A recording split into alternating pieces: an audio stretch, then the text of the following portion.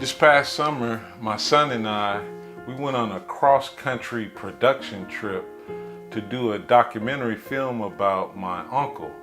Uziki is one of a kind, and as a local artist in DC, I was impressed by his unique expression of culture and art fused together in a way that I had never seen before.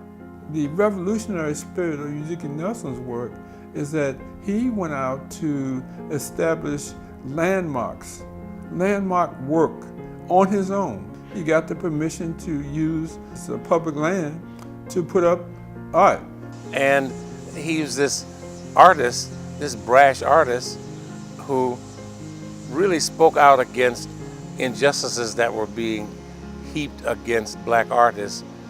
And that was something that really made, just made so many of us, made me in particular, have so much affection for him because the work was strong and it always represented something that was positive. When I see Uziki, I see a distinct, long historical process of a family that understood the significance of the Underground Railroad. And during this trip, we had an opportunity to learn more about my family's history through the Underground Railroad, from Virginia to Toronto, Canada. When I learned of Uziki's family's connection with the story of the Underground Railroad, that was phenomenal. I became interested in history, ancestral history, when my mother called me and told me, go get this book and read about your ancestors in this book called The Underground Railroad Record. William Still was a remarkable character in the Underground Railroad days. Sometime in the 1850s, we don't know exactly when, he began keeping a record of interviews that he would conduct of freedom seekers coming through his home and his business there in Philadelphia and writing down their stories. And in 1872, he took what he had written down and published it into a book called The Underground Railroad. And it involved 190 stories involving over 900 people who came through his Underground Railroad station. And today, that one book has probably a majority of all the known recorded escape accounts of the Underground Railroad. Peter Michael's a good friend of mine that I've known for about 25 years or more.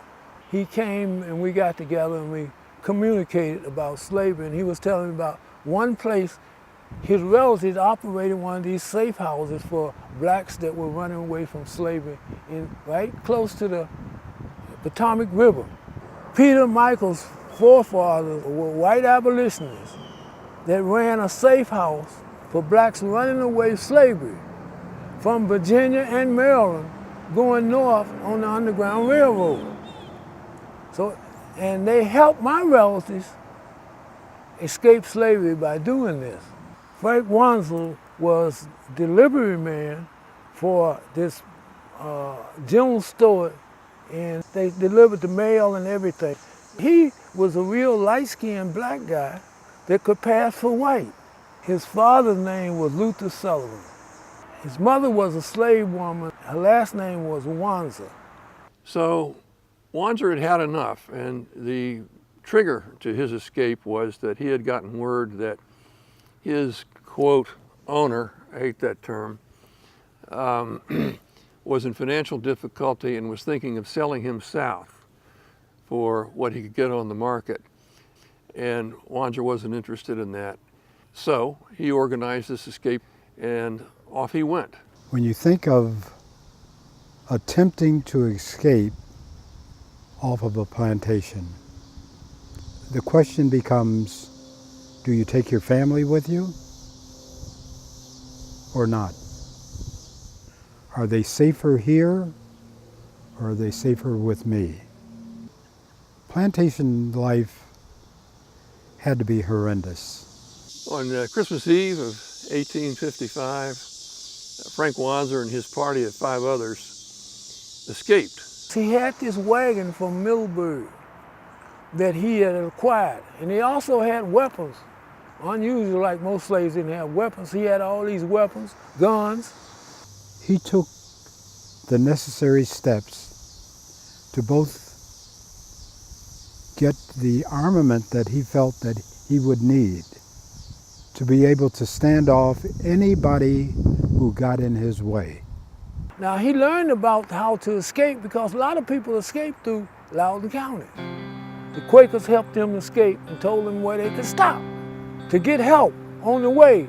And they came across the Potomac River at a crossing that was owned by a white man, but it was operated by his slave, a black man who transported fugitives on a regular basis across the Potomac River. Now you know you couldn't go all in one time, one night or one day, so you had to have some place to stop.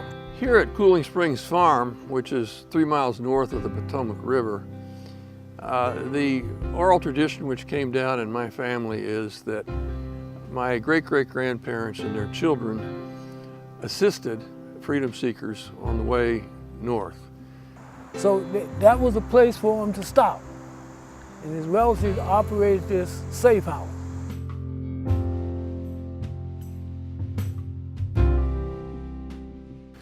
If you look at his route from where he escaped in Aldie, Virginia, to where we know he ended up on Christmas Day in Columbia, Pennsylvania, the halfway point is about exactly here.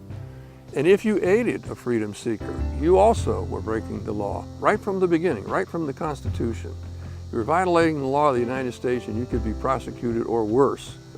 And they suffered plenty for speaking out what they said. They would be chased down, slave catchers would bother them, the law would bother them, but they kept speaking because they felt that they had no moral choice except to speak out.